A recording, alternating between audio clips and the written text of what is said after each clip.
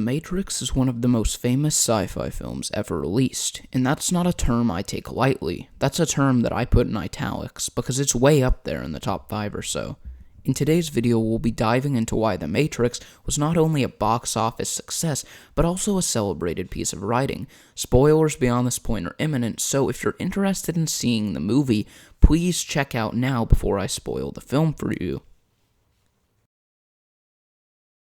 Alright, for those of you who are still there, let's dive into this. Now, there are 5 key ingredients I believe showed well on The Matrix to aid not only in its box office, but its writing. The first was how inventive the film was. The Matrix was really revolutionary in many technological ways, but not ways we had seen before. Not what we expected, in other words. No, it wasn't like Star Wars with all of the spacey, futuristic sound effects and lasers, but it also wasn't something that was simple or basic and down to earth.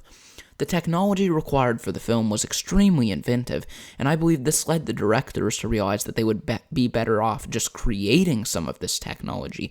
And yes, the film did use digital effects, but I think this was the other thing about the film. It wasn't reliant on CGI to help create the actual world of the Matrix. Sure, they used it, but not extensively, because CGI can ruin a film, and especially in a period like 1999, where technology related to CGI was still rather limited, this decision, I believe, really did help save the film and make it a timeless film.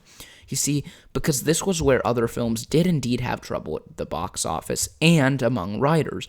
Before The Matrix, because they were relying on CGI, these other films, which looked fairly unrealistic and not convincing to the audience, the problem with this was that in writing, the audience isn't really convinced that it's real what they're watching in a live action film, and B, it just turns out really cringy and brings us back to the reality of the fact that the movie we're watching isn't real, which is a terrible thing. If your audience can't even stay engaged and convinced on what's going on in the movie, you're going to have a lot of trouble trying to output any plot points. So in reducing a reliance on CGI, the filmmakers therefore offered a better approach that's not only higher quality, because it's not this computer-generated crap, but they're also engaging the audience more, which is essential to a film like The Matrix, where the plot is complicated enough to where it's absolutely necessary to lower the number of scenes with CGI in them. Okay, so moving on to the second part that made The Matrix successful, science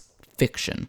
You see, throughout the 90s, science fiction as a whole struggled in the filmmaking industry, so people were really glad to see its return towards the turn of the century. Now, it's worth noting that people at the end of the 90s thought that science fiction was retro and the new way of the world and stuff like that. Sci-fi as a genre did get a bit of a boost from that and the fact that it was, turning 2000, but that's not really the point I'm trying to make. The point I'm trying to make is that science fiction is a really big industry in filmmaking. There are an enormous number of people who love science fiction, so seeing not only its return, but really seeing it blossom in a way that brought an interesting plot and storyline about with it, so now we're not only getting a rare package of a sci-fi movie that actually looks good, because this is the 90s, and filmmakers think that this really new CGI technology is good, but it's actually interesting to watch and develop.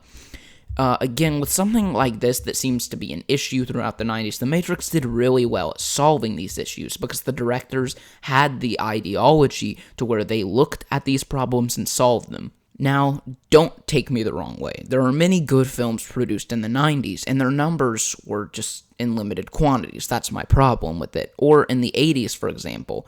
This is really connecting to my third and main argument for The Matrix. The plot was extremely well set up.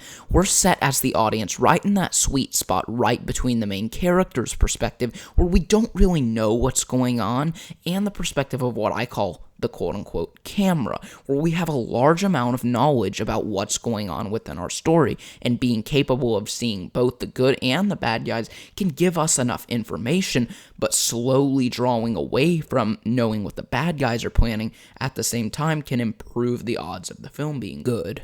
The film writers took full advantage of the fact that there was a complicated topic at hand and drove that into the idea of giving us a more quote-unquote camera perspective at the beginning and slowly taking that away from us so that we now know what our antagonists are capable of, but now fear what they might be doing and planning, as we don't have exactly the ideology necessary to know what they're actually doing at that moment.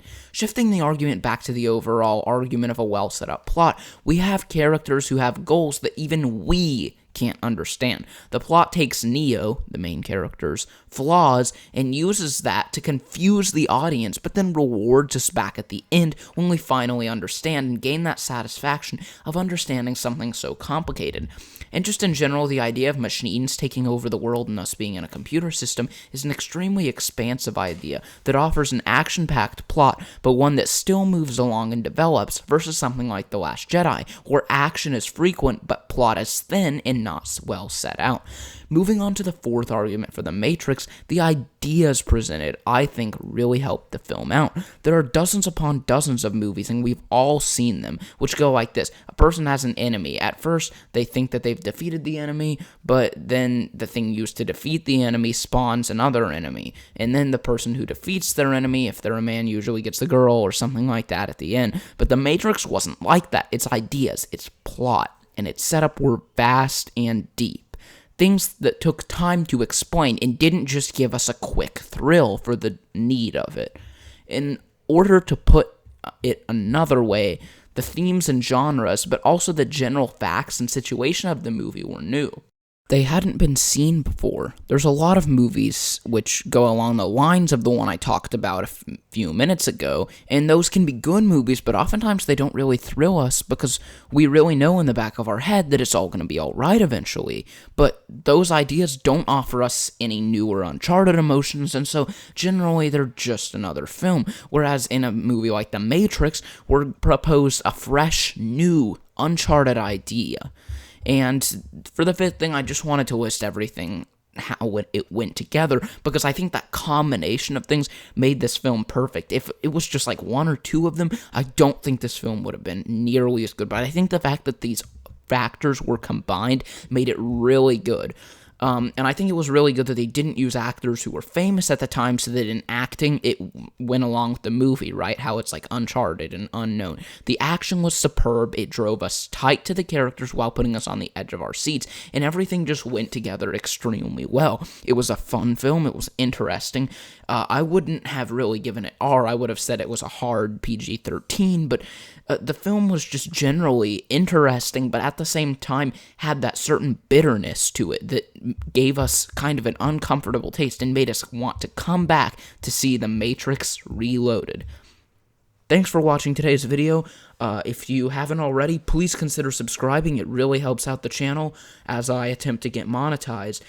Please like the video if you enjoyed it, and turn on notifications so that you don't miss any of my other videos. That's going to be it for today. Thank you all. This is Papa Shoes out.